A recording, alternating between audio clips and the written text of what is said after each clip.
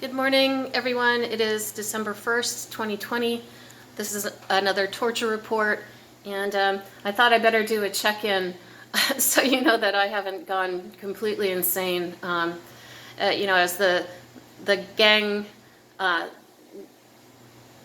down in the underground bunkers beneath this property, armed with electrochemical weapons, slowly and agonizingly dies out. The last holdouts continue to up the pain quotient. So even as I speak, I'm being assaulted here on my neck, and they pretty much tried to tear off my right breast this morning, and so I had an unpleasant session, screaming in pain in a detox bathtub, clutching magnets over the underside of my right breast as they drove these weapons so savagely into me that they went right into my lung cavities, and I was coughing up toxic mucus, and so it's really a horrific time for me right now. And I've spoken about this before. I'm developing increasingly what's called a fractured personality. It's not a Sybil type of thing that happens from extreme childhood abuse type scenarios.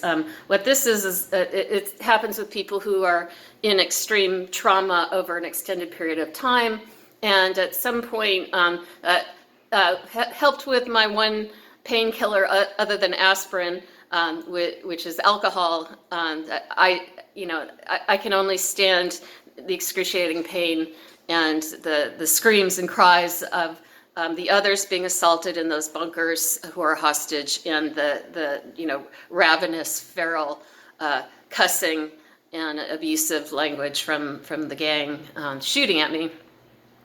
And so I have periods when I blank out, and it's always in the evening after I've had a certain amount of alcohol, and then I'll post strange things on Facebook, or I'll make phone calls. I've made 100 phone calls to the police department, and they're at this point sympathetic, but their hands are tied because this is a CIA, FBI military mission, failed and now gone rogue, and they're feeding the gang and providing them with medicine, just enough to keep them what's called austerity rations, barely surviving and slowly dying of exposure of lack of heat and heated water, and most have dysentery, I hear, at this point, as well as other horrific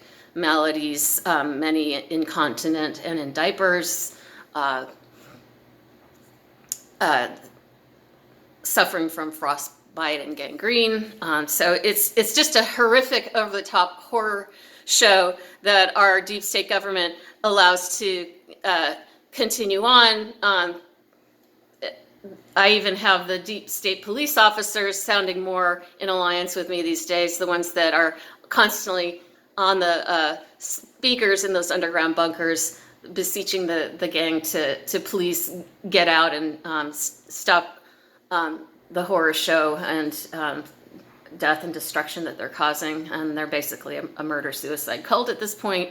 And I have having to do everything I can to stop from being horribly maimed or killed. There's at least one instance every day where I am seriously in fear for my life.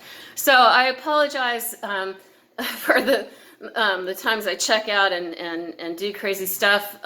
I think you can see in this video that I still have my sanity and am lucid and coherent, but it is not easy, to say the least. So I was so sure that by Thanksgiving this gang would be gone. I don't know how they are surviving. Sometimes I speculate this is all just become, once a failed sex slave trade abortion ring to be franchised, that they're now just experimenting with nanotechnology in all of us, because it's unbelievable that people could live through what they have lived through down there, in the state of health that they're in, and it's unreal that I am alive and to my knowledge, completely healthy, with no cancers. Although I'm constantly digging out poisonous lesions from my body that could possibly metastasize. It causes mutations and mole-like things in the skin, and I dig them out and put peroxide on them, and I soldier on.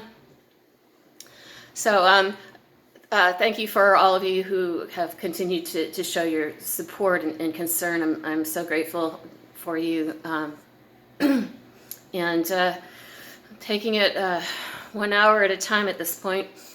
All right, be safe, everybody. Take care.